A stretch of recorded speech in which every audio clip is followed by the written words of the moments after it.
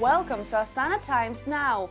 I'm your host Asiel Stubaldna, and this broadcast will look at country's efforts to minimize industrial emissions, Human Rights Day celebrations in Astana, and the first visit of the Canadian Governor General to Kazakhstan, among other stories. Let's get started. Kazakhstan believes nations should be eco-friendly. The country is focusing on developing its green economy and has a strong and emerging renewable energy sector. Most recently, Kazakhstan invited international experts to the nation's capital to find out the ways the country can reduce its industrial emissions. The conference examined 43 Kazakh industries to determine their readiness to follow what are called Best Available Techniques, or BAT for short. BAT are the international techniques recognized as the technology approved for limiting pollutant discharges.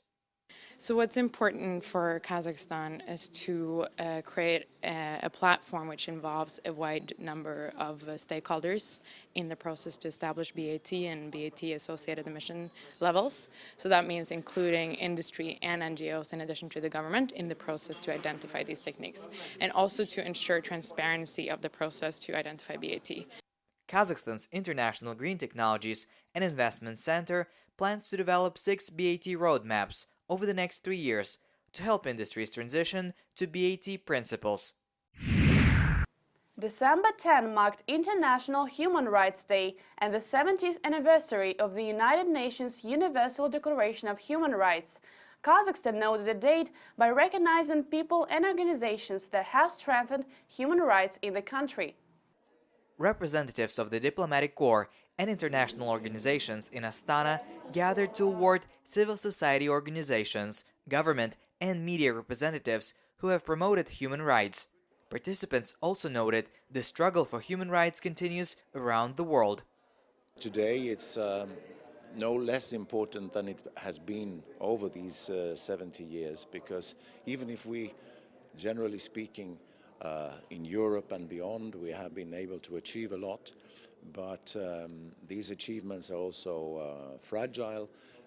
They are not given once and for all, and we need to get together, to work together, and to defend and to protect them, because unfortunately we see in many countries, in many parts of the world, that these rights and values are under threat.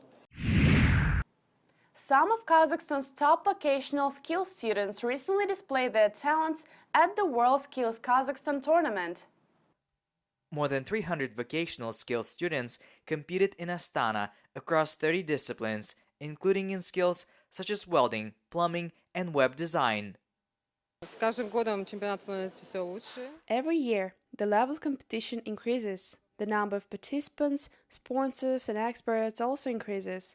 All of our participants have equal conditions and tasks.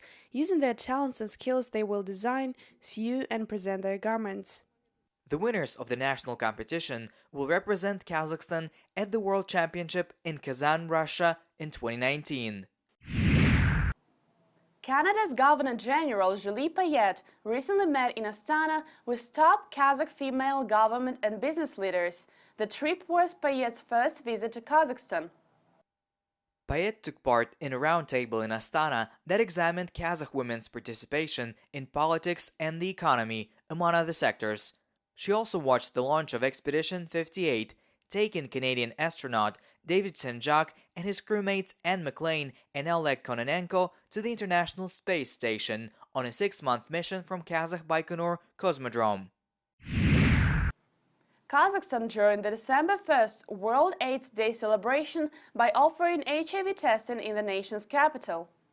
World AIDS Day has been celebrated internationally since 1988. Kazakhstan marked the day by offering a non-invasive oral fluid HIV test. Organizers said they hoped the test would help some people detect the disease early and raise awareness about HIV in Kazakhstan. We, as AIDS Center doctors, urge all people to know their HIV status.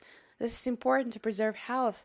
If it is diagnosed at an early stage, it is possible to preserve immune cells and prevent the virus from spreading.